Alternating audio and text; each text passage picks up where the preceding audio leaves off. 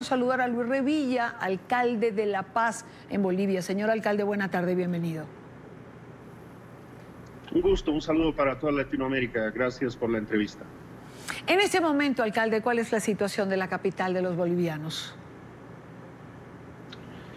Es una situación todavía tensa, con mucha incertidumbre. Tenemos en minutos más una sesión de la Cámara de Diputados, luego de la Asamblea Legislativa en su conjunto, y que es la que debería considerar en la formalidad las renuncias del presidente, el vicepresidente, de la presidenta de la Cámara de Senadores y dar paso a la sucesión constitucional. Pero hay incertidumbre porque no sabemos si los 2/3 de parlamentarios del MAS van a acudir, se va a lograr quórum, y finalmente si van a dar viabilidad a la sucesión constitucional. Adicionalmente tenemos miles de personas que han bajado desde nuestra hermana Ciudad del Alto en apoyo al expresidente Evo Morales, que se están acercando hacia la plaza donde va a sesionar el Congreso. Así que bueno, es una situación tensa, debo decirle, y también con cierta incertidumbre de lo que llegue a pasar en el curso de la tarde. Alcalde, el hecho de que la Fuerza Armada haya atendido la llamada de la policía para trabajar en conjunto, ¿ha contribuido a dar una mayor seguridad a los ciudadanos? Sí, sin duda, sin duda. La noche del domingo ha sido una noche de terror en La Paz, porque grupos vandálicos dirigidos por algunos dirigentes, gente afín también al partido gobierno, y en medio de eso, usted sabe, también se junta mucha delincuencia, muchos vándalos, etcétera, etcétera. Han creado zozobra sobre la ciudad. Los ciudadanos han tenido que salir en todos los barrios a hacer vigilias toda la noche, evitar que estas personas ingresen a sus barrios. De todas maneras, se ha destruido propiedad pública, nos han quemado cerca de 64 buses que prestaban el servicio de transporte en la ciudad. Entonces ha sido un momento muy difícil. Ayer, afortunadamente, al final de la tarde hubo esta decisión de las Fuerzas Armadas junto a la policía de hacer patrullajes conjuntos, y eso ha dado mucha tranquilidad a la gente, y debo decir que sí, ha permitido que las cosas se calmen un poco, que se eviten mayores enfrentamientos, y ha servido, sí, para resguardar y para traer un poco de calma a la ciudad en estos momentos complicados. Alcalde, usted habla de la quema de autobuses, y eso me lleva a preguntarle. Escuchaba al expresidente Morales declarando su llegada a México sobre los ataques a residencias de funcionarios del gobierno, y pareciera que quienes han sufrido este tipo de ataques han sido exclusivamente funcionarios del mandatario, del exmandatario. Cuando uno entiende que la mayor parte de las residencias que se han quemado han sido también de opositores. ¿Cuál es la realidad de la información? La realidad es que han ocurrido las dos cosas. Sí, es verdad que se han afectado algunas viviendas de algunos funcionarios del gobierno, así como también se han afectado otras viviendas de dirigentes y líderes de la oposición. Pero el tema aquí es cuál es el origen.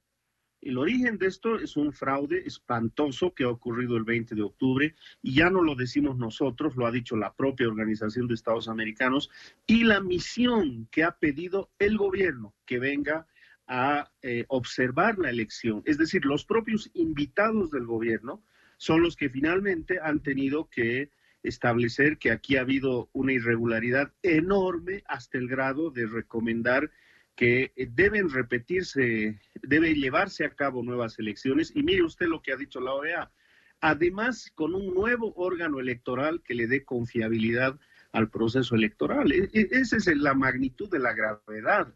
Quizá en el informe de la OEA no dice la palabra fraude, que de eso al parecer se estuvieran agarrando algunos dirigentes del partido de gobierno. Pero no era necesario que diga fraude, lo dice con toda claridad. El proceso no ha sido confiable, se han vulnerado todo el sistema, se tienen que hacer nuevas elecciones y además con un nuevo órgano electoral. ¿Qué nos está diciendo? Que por supuesto ese órgano electoral no le da ninguna garantía al país respecto a un proceso electoral. Ese es el origen de las cosas. En medio de eso, las protestas ciudadanas espontáneas, que en general han sido muy pacíficas en las ciudades, las protestas de reclamo por el fraude, pero bueno, en algún caso sí han habido desbordes, como ocurre lamentablemente cuando se pretende romper el orden democrático a través de un fraude. Y sí han habido afectados de uno y otro lado, pero hay que ver dónde está el origen de las cosas. Y el origen está pues en un fraude monumental que se ha producido el 20 de octubre. Es decir, alcalde Revilla, lo que queda de lado para ustedes dentro de Bolivia, por lo menos para una buena parte de la población, es que esta renuncia en ningún caso se debe a un golpe de Estado. Pero por supuesto, pues, mire usted, las Fuerzas Armadas han sido, yo diría, sorprendentemente leales al gobierno durante todo este tiempo y durante todos estos años, ¿no? Han estado siempre al lado, respaldando al gobierno, al presidente, pero con motivo del fraude ha llegado un momento en el que nadie tenía cara para justificar lo que había ocurrido. Un fraude espantoso.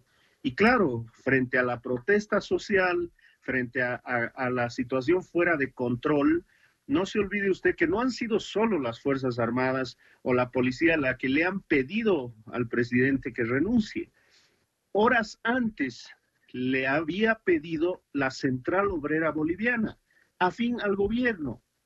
Es decir, le vuelvo a decir, no había por dónde ningún sector pretenda justificar lo que había ocurrido. La propia Central Obrera afín al gobierno, las Fuerzas Armadas afines al gobierno han tenido que salir y pedir que el presidente renuncie porque se nos venía, por supuesto, una situación de mayor confrontación y de mayor violencia que todavía ha estado latente en estos últimos 2 días, todavía está latente aquí en la ciudad en estas horas y esperemos que en la medida en la que se conforme hoy un gobierno de transición constitucional que llame elecciones, finalmente podamos controlar la situación y podamos evitar más violencia y se resuelvan las cosas como corresponde, yendo a las urnas y votando sin ningún fraude y que sea el pueblo boliviano el que elija cuál es el destino que le quiere dar a su gobierno y a su país. ¿Usted cree, alcalde Revilla, que cumplidos los pasos constitucionales, colocando un gobierno interino, se pueda encontrar la paz en Bolivia, enrumbar el destino democrático de su país, o como dice otra gente, esto no sea más que un paso hacia una guerra civil que nadie desea? No, mire, siempre hay grupos radicales que están tratando de generar violencia, caos desde distintos sectores, pero yo le aseguro que la gran mayoría de la población está consciente, uno, de que ha habido un fraude que ha perjudicado incluso al propio partido de gobierno, no por los resultados, sino por cómo han hecho quedar a ese partido frente al conjunto de la sociedad y frente al conjunto de los bolivianos y bolivianas. Y por lo tanto creo que la gran mayoría del país está consciente, con una gran madurez y vocación democrática, más allá de estos sectores radicales aislados, de que tienen que resolverse las cosas en democracia, de que tiene que haber una elección y finalmente por esa vía tenemos que constituir un gobierno. Y tiene que hacerse de manera rápida. Eventualmente va a asumir la presidencia la segunda vicepresidenta de la Cámara de Senadores y ella lo ha dicho con claridad, como corresponde. Eventualmente su mandato durará 2 meses aproximadamente, que es el tiempo en el que se tiene que llamar a elecciones y es el tiempo en el que se tiene que conformar un gobierno que emerja de la voluntad popular. Quiero agradecer a Luis Revilla, alcalde de la ciudad de La Paz, en Bolivia.